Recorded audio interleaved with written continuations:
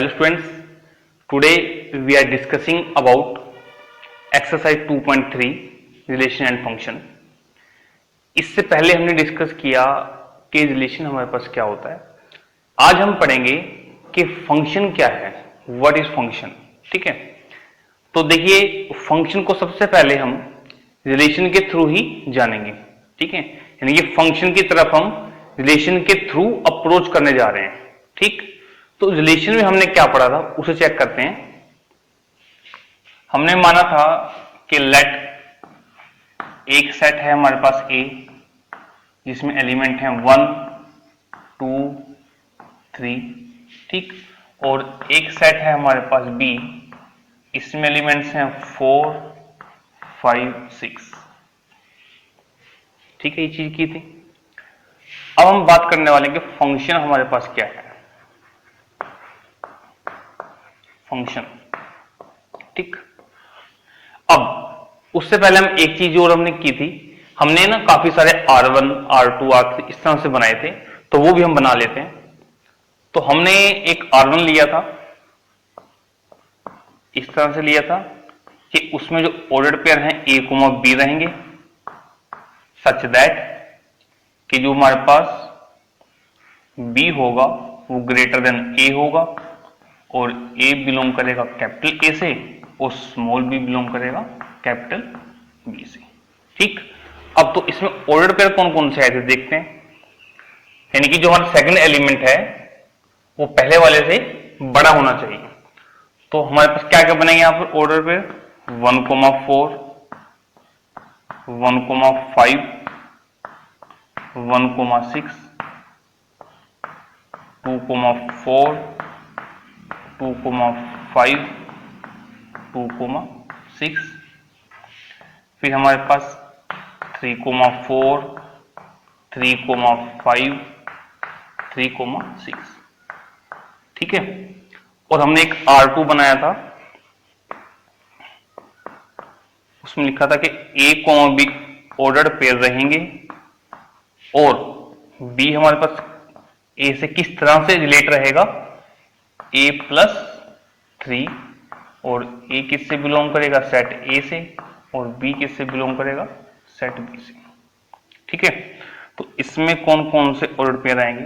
देखो A को रखोगे 1 तो B कितना मिलेगा 4, तो 1, 4.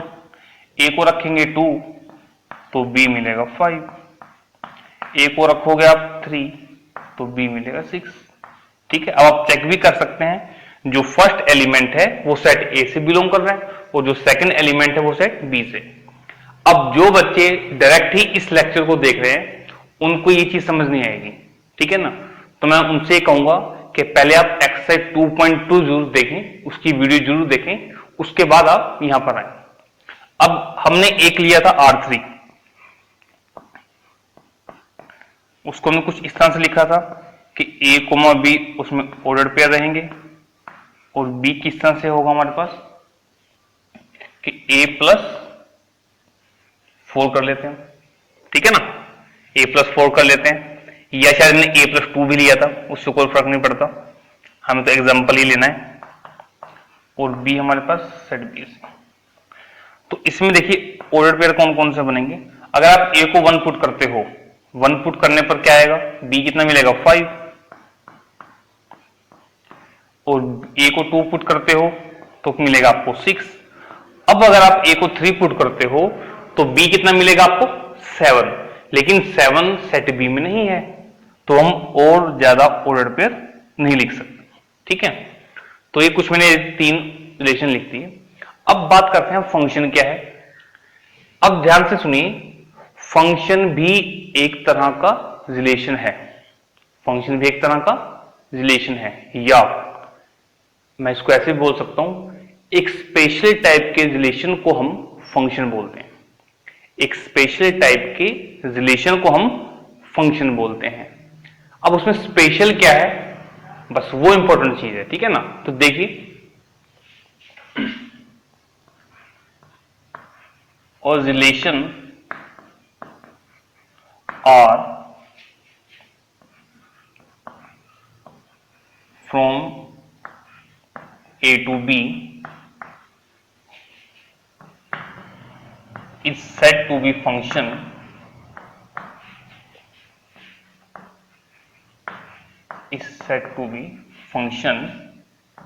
if every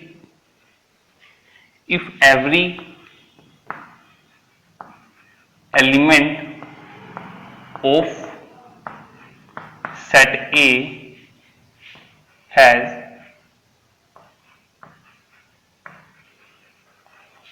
one and only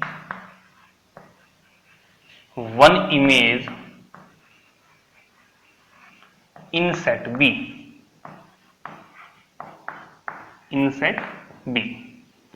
ठीक, कि एक रिलेशन है उसको ही हम फंक्शन बोलेंगे। कब बोलेंगे? जब अगर कोई मान लो रिलेशन हमारे पास सेट ए से सेट बी की तरफ जा रहा है, तो जो सेट ए होगा उसके हर एक एलिमेंट की सिर्फ एक ही इमेज बनी चाहिए, ओनली वन इमेज। ठीक है, अब देखिए, अब हम चेक कैसे करेंगे कि ये रिलेशंस फंक्शन है या नहीं। ठीक, अब हम चेक करने के लिए यूज करेंगे एरो डायग्राम। ठीक है ना, हमने किया था। तो देखिए, अब रिलेशन R1 की बात करते हैं, जो हमारे पास सेट A से B पर डिफाइन है। सेट A में एलिमेंट है 1 2 3 और सेट B में एलिमेंट है 4 5 6। ठीक, अब 1 की इमेज क्या बन रही है? 1 की इमेज 4 5 और 6, तो 1 की इमेज 4 भी है, 5 भी है और 6 भी है। ऐसे ही 2 की इमेज 4 भी है, 5 भी है, 6 भी है। इस तरह से 3 की इमेज भी 4 है, 5 है और 6 है। अब देखिए डेफिनेशन क्या है फंक्शन की, कि अगर कोई रिलेशन सेट A से सेट B पर डिफाइन है तो हर एक एलिमेंट की सिर्फ एक इमेज होनी चाहिए। यहां पर तो 1 की भी 3 इमेज हैं, 2 की भी और 3 की भी, तो ये फंक्शन हमारे पास नहीं होगा। तो R1 is not a function. ठीक है, अब हम बात करते हैं सेकंड R2 की।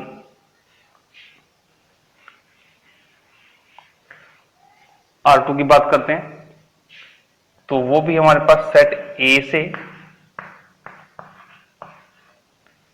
सेट B के लिए डिफाइन है। अब देखते हैं, अब 1 की इमेज कितनी है? 4। 2 की इमेज कितनी है? 5 और 3 की इमेज कितनी है? 6। ठीक, अब ध्यान से देखिए कि ये relation R2 relation set A से सेट B पर डिफाइन है, ये सेट A से सेट B के लिए डिफाइन है, और सेट A के हर एक एलिमेंट की सिर्फ एक ही इमेज है, ओनली वन इमेज। ठीक है, तो R2 हमारे पास क्या हो जाएगा? फंक्शन हो जाएगा। ठीक, अब बात करते हैं R3 की। R3 में देखते हैं हमारे पास क्या है, 1 2 3 और सेट B में जो एलिमेंट है 4 5 6। अब देखिए 1 की इमेज कितनी है? 5 और 2 की इमेज कितनी है? 6। ठीक, अब ये फंक्शन नहीं है। क्यों नहीं है?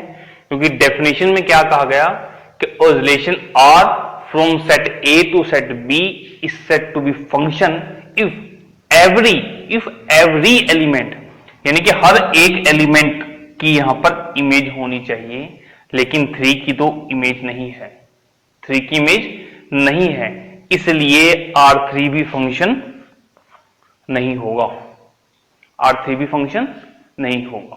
ठीक है, तो ये हमने फंक्शन को पढ़ा कैसे? रिलेशन के थ्रू।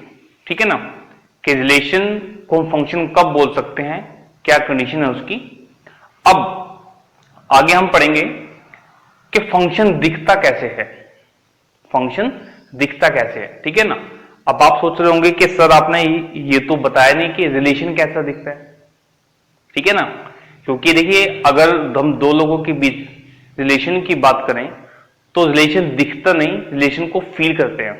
कि वो फ्रेंड है, वो मेरा भाई है, वो मेरी बहन है, चाचा जी हैं, मेरे चाची है। ये रिलेशन हम फील करते हैं और मैथमेटिक्स में भी हम रिलेशन को फील करते हैं। लेकिन जो फंक्शन है उसे हम देखेंगे फंक्शन कैसा होता है, दिखने में कैसा होता है। अब देखिए, आप कोई भी इलेक्ट्रॉनिक चीज लेते हैं, मोबाइल लेते हैं, उसमें काफी सारे फंक्शन होते हैं। वो फंक्शन आपको शो होते हैं। आप बटन दबाते हो, वो कुछ काम करता है मोबाइल आपका। आप दूसरा बटन दबाते हो, वो अलग चीज शो करता है। तो ये फंक्शन है, ठीक। तो अब हम देखेंगे कि फंक्शन दिखता कैसे है। Before that, pause the video and note it down. अब बात करते हैं कि फंक्शन दिखता कैसा है, ठीक है ना, कि देखने में कैसा है। तो हम उसको विजुअलाइज करेंगे, देखेंगे। उससे पहले आप सभी अपनी कॉपी में चेक कर सकते हैं कि हमने जो फंक्शन की डेफिनेशन लिखी वो क्या है। चेक करिए, मैं बोल रहा हूँ कि a relation set A to set B is set to be a function if every element of set A has a unique image in set B। ठीक है, क्लियर बात। अब देखिए, फंक्शन को विजुअलाइज करने के लिए हम उसकी डेफिनेशन को एक और तरह से लिख सकते हैं या रिप्रेजेंट कर सकते हैं। वो क्या है उसे आप देखें और फिर मैं दिखाता हूं कि फंक्शन कैसा दिखेगा। ठीक, देखिए जरा, मैंने लिखा है let A and B be two non empty set. ठीक बात। Then a function f from set A to set B is a rule। ये बहुत इंपॉर्टेंट चीज है, is a rule। ठीक, अब शुरू में मैंने आपसे कहा था कि एक रिलेशन को ही फंक्शन बोलेंगे, लेकिन एक कंडीशन होगी। यहां हमने क्या चीज बोली, is a rule। वो रूल क्या है, ठीक, which associate element of set A to element of set B। वो रूल क्या है जी, कि सेट ए के जो एलिमेंट हैं वो सेट बी के एलिमेंट के साथ एसोसिएट होंगे, जुड़े हुए होंगे। ठीक है ना, ये रिलेट कर रहे होंगे। किस तरह से, सच दैट, किस तरह से रिलेट कर रहे हैं कि all element of set A are associated to element in set B. कि जो सेट ए है उसके सभी एलिमेंट्स सेट बी के किसी ना किसी एलिमेंट के साथ एसोसिएट होंगे, जुड़े हुए होंगे। ठीक, अब पहली डेफिनेशन में हमने क्या किया कि every element of set A has unique image in set B. कि हर एक एलिमेंट की जो सेट ए में है उसकी एक यूनिक इमेज होगी। अब यहां पर हमने उस बात को दो लाइनों में लिखा, दो पॉइंट बना करके, कि एक तो सेट ए के हर एलिमेंट की जो इमेज होगी किसमें, सेट बी में।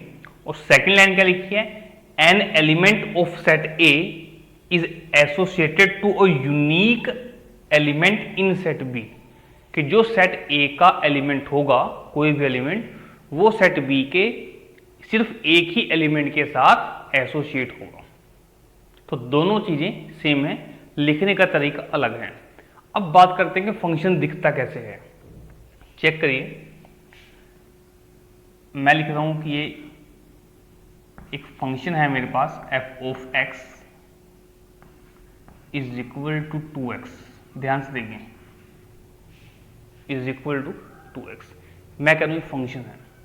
ठीक, अब आप कहोगे कि सर आपने कहा कि जो फंक्शन है वो सेट ए से बी के लिए एक रूल है, एक रूल है। अब रूल क्या है, मैं कह रहा हूं कि जो ये फंक्शन है मेरा, ये फंक्शन है मेरा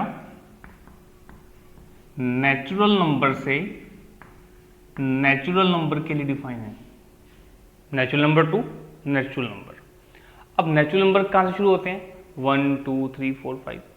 अब जब आप इसमें x की जगह 1 पुट करोगे तो क्या मिलेगा, 2। 1 पुट किए ना, 2 1 2। जब 2 पुट करोगे तो क्या मिलेगा, 4। जब आप 3 पुट करोगे तो क्या मिलेगा आपको, 6। ठीक है, तो ये रूल क्या कह रहा है कि अगर आप 1 पुट करोगे तो आपको उससे डबल मिलेगा, डबल। चेक कर लो, 2 पुट करोगे तो 4, 3 पुट करोगे तो 6। ठीक है ना बात, क्लियर। अगर आप 5 पुट करते हो तो क्या मिलेगा आपको यहाँ पे, 10। तो एक रूल हो गया। ठीक, और एक चीज और चेक कर लो कि जो भी एलिमेंट आप पुट कर रहे हो डोमेन में से कर रहे हो और हर एक की यूनिक इमेज आ रही है। यूनिक इमेज क्या रही है? Unique image. इतनी बात क्लियर है आपको? अब एक चीज और देखिए, मान लो एक एग्जांपल एक था, अब मैं एक एग्जांपल और दे रहा हूं आपको। एग्जांपल क्या है कि कोई फंक्शन है आपके पास, कोई फंक्शन है जो R टू R डिफाइन है। R टू R का मतलब real number to real number, ठीक है बात। अब मान लो मैंने आपसे कह दिया कि वो फंक्शन आपके पास आ गया एक्स स्क्वेयर। फंक्शन क्या आ गया? X square. अब देखते हैं क्या बनेगा इसमें। देखो, अगर मैं यहां पर x की जगह 1 पुट करता हूं तो क्या मिलेगा मुझे? 1। अगर मैं 2 पुट करता हूं तो मुझे क्या मिलेगा? 4।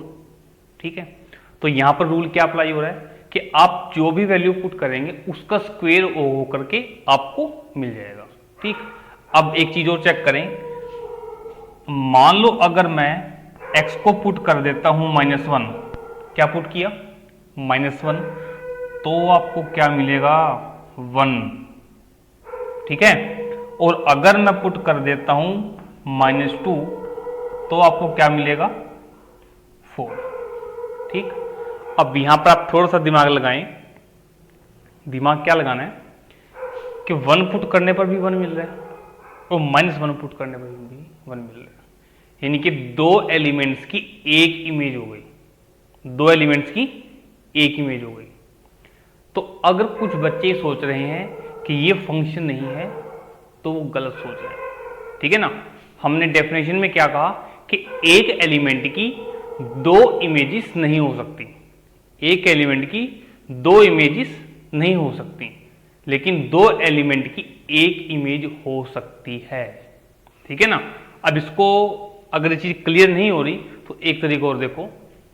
हमने एरो डायग्राम किया था, तो मैं यहां समझा देता हूं इसको। आप इस चीज को मान लो ये है आपका रियल नंबर। अच्छा, एक चीज और देखो, मैंने तो 1 2 ले लिए। अब 1 और 2 के बीच में काफी नंबर्स आएंगे, 1.1 1.1 वो सॉरी 1.11 वगैरह वगैरह, क्योंकि रियल नंबर की बात है ना। ठीक है, तो मैंने आपको कुछ नंबर लेकर के दिखा दिए एग्जाम्पल के तौर पर। अब देखिए जरा, ये आपके पास real number to real number पर डिफाइन है कोई भी। ठीक है, तो आपके पास अगर मैं ये इस तरह से एरो डायग्राम बन रहा है, इस तरह से कि एक एलिमेंट 2 के साथ एसोसिएट है, कि अगर एक एलिमेंट 2 के साथ, आई थिंक अब आपको क्लियर हो जाएगा। ठीक है ना, अगर एक एलिमेंट 2 के साथ एसोसिएट है तो वो फंक्शन नहीं है, क्योंकि इस एलिमेंट की कितनी इमेजेस हो गई? 2। ठीक, लेकिन अगर क्या होता है कि दो एलिमेंट की एक इमेज है तो वो फंक्शन होगा। अगर 2 की एक इमेज है तो वो फंक्शन हो जाएगा। ठीक है ना, 2 भी क्या, मान लो 3 की भी अगर एक इमेज आ जाए तो भी वो फंक्शन होगा। ठीक, अब उसका एग्जांपल अभी हम करेंगे आगे, काफी क्वेश्चन हमने करने हैं। ठीक, तो ये तो था हमारे पास फंक्शन किस तरह से दिखता है। अब इसके बाद हम बात करने जा रहे हैं what is domain of a function, what is range of a function and what is codomain of a function. Before that pause the video and note it down. अब हम बात करते हैं डोमेन, रेंज और कोडोमेन ऑफ फंक्शन की। ठीक है, तो ध्यान से देखिएगा।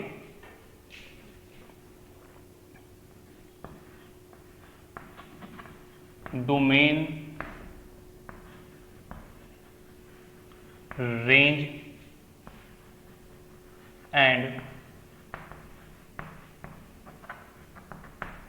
Codomain of a function.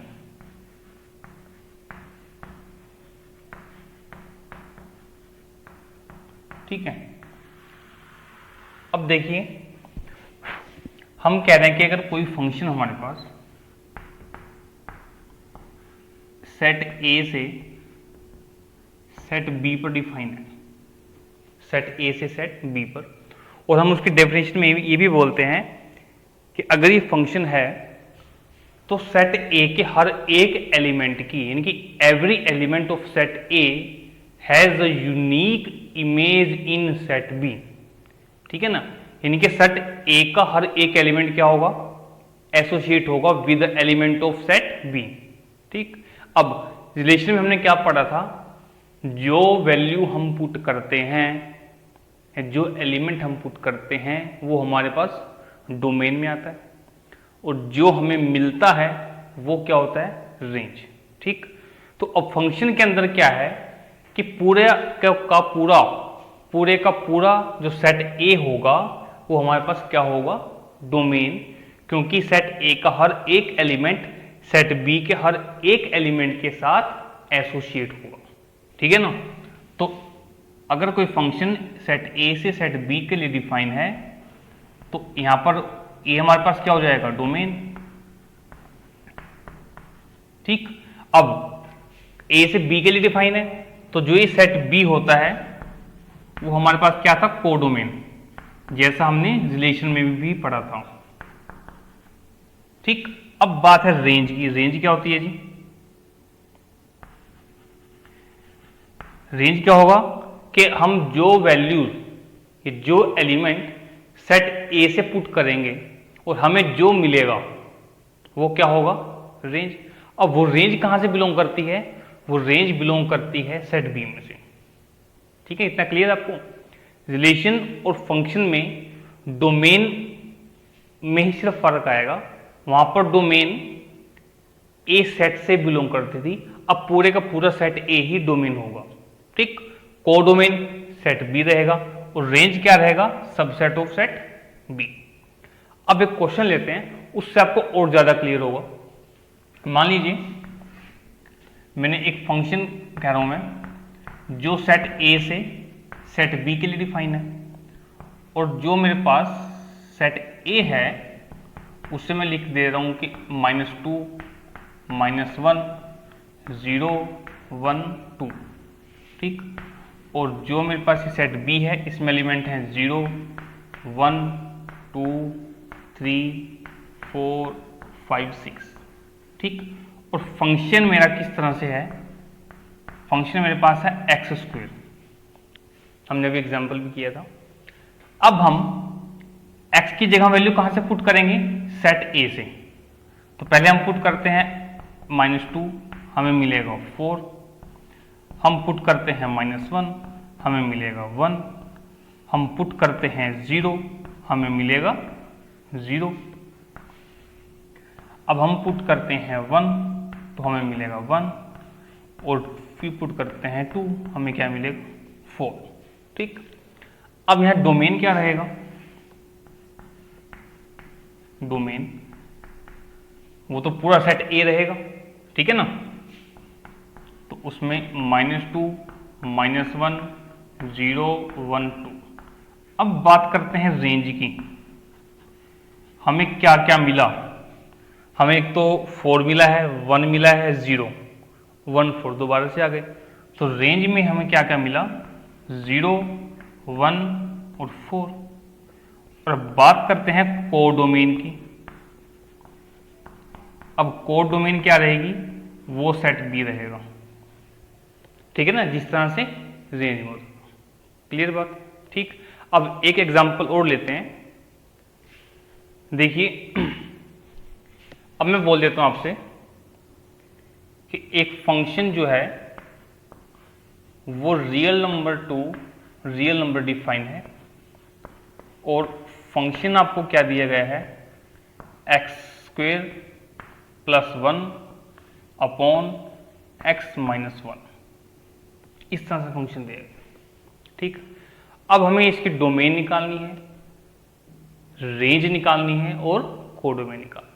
अब कुछ बच्चे ये सोच रहे होंगे कि अगर ये फंक्शन हमारा R डिफाइन है तो ये R ही तो डोमेन होगा, ये R क्या होगा, डोमेन। ठीक, चलो मान लेते हैं। और ये आर क्या होगा, कोडोमेन। ठीक, रेंज हम कैसे करेंगे, वैल्यू पुट करेंगे और रेंज हमारे पास आती रहेगी। ये बात क्लियर होगी। तो अभी तो हम सिर्फ डोमेन की बात करने वाले हैं, लेकिन मैं कह रहा हूं कि ये जो लिखा है ये मैंने गलत लिखा है, ये रोंग है। रोंग क्यों है, हमें वैल्यू कहां से पुट करनी है, रियल नंबर में से। अब रियल नंबर में जो भी नंबर हमारे दिमाग में आएगा 1 2 3 1.1 -1.1 -0 पॉइंट समथिंग समथिंग, वो सब वैल्यू हमें पुट करनी पड़ेगी और हमें यहाँ पर मिल देगा। ठीक है बात। लेकिन अब आप एक चीज चेक करें, अगर आप x की जगह पर 1 पुट कर देते हैं 1, तो देखो क्या मिलेगा आपको। अगर आप 1 पुट कर देते हो तो क्या मिलेगा, 1² + 1 1 - 1 ऊपर 2/0। तो ये क्या हो गया, ये तो अनडिफाइंड हो गया।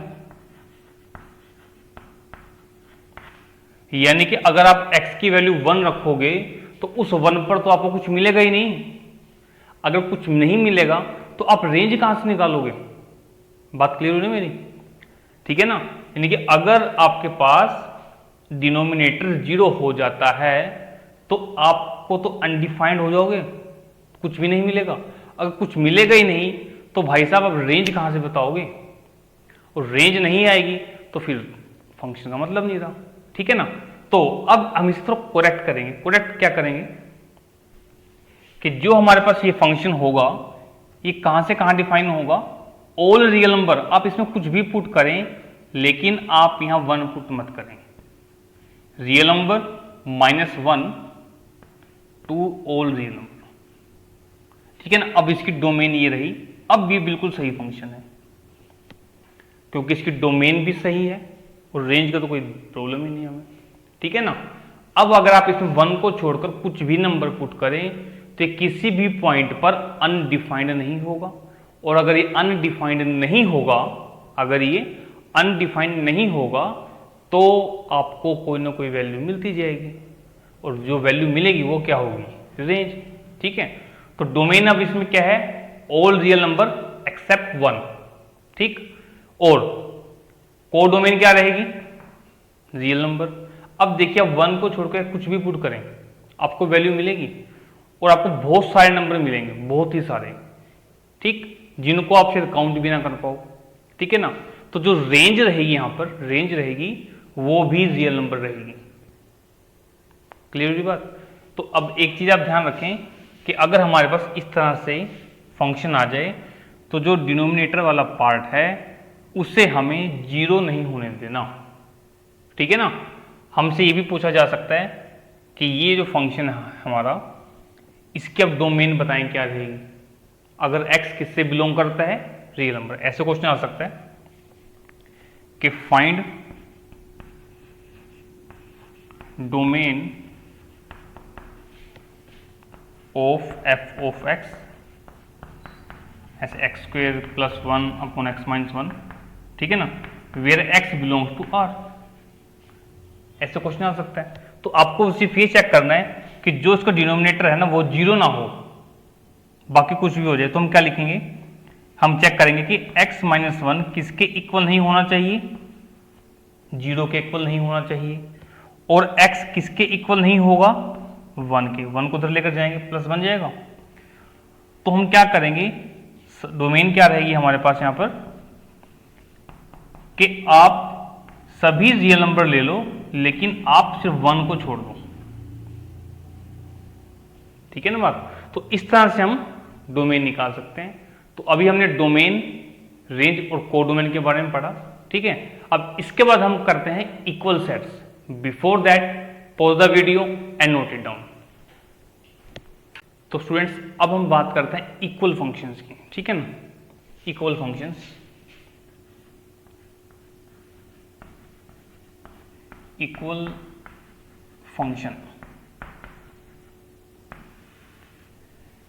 के इक्वल फंक्शन क्या होंगे, लेट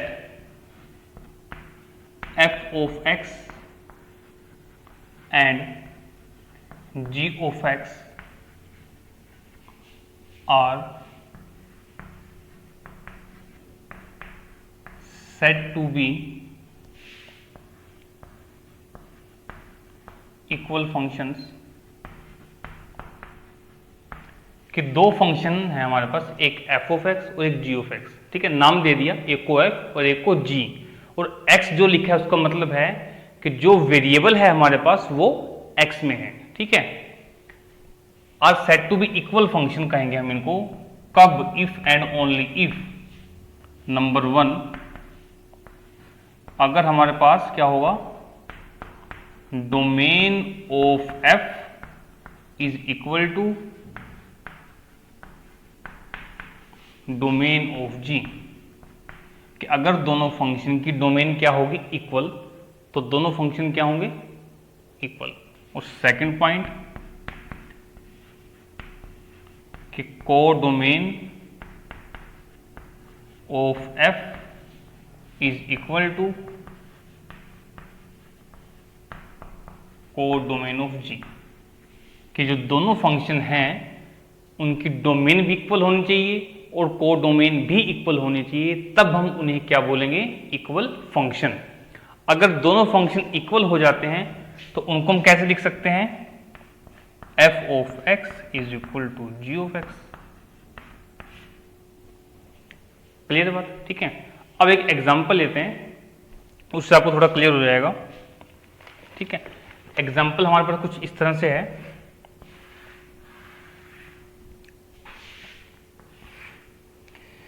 कि हमें दिया गया लेट, एक सेट दिया गया है ए, इसमें एलिमेंट है 1, 2 और एक सेट दिया गया है बी, इसमें एलिमेंट्स हैं 3, 6, ठीक है। एंड जो एफ फंक्शन है वो सेट ए से बी के लिए डिफाइन है, ठीक, और किस तरह से दिया गया है, हमें एफ ऑफ एक्स दिया गया है x² + 2, ठीक। और जो एक फंक्शन g है, एक फंक्शन g है, वो भी सेट A से सेट B के लिए डिफाइन है, और ये फंक्शन जो gx है ये हमें किस तरह से दिया गया, g of x is equal to 3x, ठीक है ना। तो अब देखिए, आप बिल्कुल यहां इनको देखते ही बता सकते हो कि दोनों फंक्शन आपके पास क्या है, इक्वल है, ठीक है ना, क्योंकि आपको पहले ही बता दिया कि फंक्शन f कहां से कहां डिफाइन है, set A to set B, तो सेट A क्या होगा, डोमेन, और सेट B क्या होगा, को डोमेन। अब g फंक्शन भी सेट A से सेट B के लिए डिफाइन है, तो सेट A क्या होगा, डोमेन, और सेट B क्या होगा, को डोमेन, ठीक। अब हम चेक भी कर लेते हैं जरा इसको, अगर हम 1 पुट करते हैं, फंक्शन f की बात कर रहे हैं, f ऑफ 1 निकालेंगे तो वो हमें कितना मिलेगा, 3, और जब हम f ऑफ 2 निकालेंगे तो वो हमें कितना मिलेगा, 2 2 = 4 + 2 6, ठीक है ना। तो जो हमारे पास देखिए वैल्यू मिली है हमें 3 और 6, वो किस सेट से बिलोंग कर रही है, सेट बी से, यानी कि ठीक है हमारा फंक्शन। अब g की बात करते हैं, अगर g ऑफ 1 निकालते हैं तो हमें क्या मिलेगा, 3, अगर हम g ऑफ 2 निकालते हैं तो हमें क्या मिलेगा, 6। तो g की जो रेंज हमें मिली है वो भी सेट बी से बिलोंग करती है, ठीक है ना। लेकिन रेंज हमें नहीं चेक करनी, हमें चेक ये करना है कि क्या डोमेन और को डोमेन दोनों सही हैं, ठीक है ना। तो डोमेन भी हमारी सेम है और को डोमेन भी सेम है, ठीक। तो ये हमारे पास दोनों फंक्शन कैसे होंगे, इक्वल फंक्शन। नाउ अब ये हमारे पास एक्सरसाइज 2.3, इसका एक पार्ट हमने खत्म कर लिया, जिसमें हमने क्या पढ़ा है, फंक्शन पढ़ा है कि फंक्शन क्या होता है, इसको हम किस तरह से विजुअलाइज करते हैं, ठीक है, और फंक्शन की डोमेन क्या होती है, रेंज क्या है, को डोमेन क्या है, और लास्ट में हमने पढ़ा कि इक्वल फंक्शन हमारे पास क्या होते हैं, ठीक। अब नेक्स्ट क्लास में हम पढ़ेंगे, या नेक्स्ट वीडियो में हम देखेंगे कि हमारे पास कुछ फंक्शंस हैं, कुछ ऐसे फंक्शन हैं जो यूनिक है अपने आप में ही यूनिक फंक्शन है, उनके जैसा हमें और नहीं मिलता, ठीक है ना। उन फंक्शन को हम स्टडी करेंगे, उन फंक्शन की डोमेन, रेंज और को डोमेन के बारे में पढ़ेंगे, ठीक है, तो before that pause the video and note it down.